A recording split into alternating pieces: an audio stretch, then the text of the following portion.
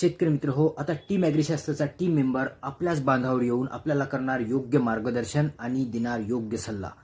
Team ॲग्रीशास्त्रचा member आपल्याला पीक निहाय कीड व रोगाचे नियोजन करून देईल, त्याचा ऑब्झर्वेशन घेईल आणि त्याच्यावर योग्य असा सटीक सल्ला शेतकरी मित्र हो आपल्याला आपल्या बांधावर करून देईल.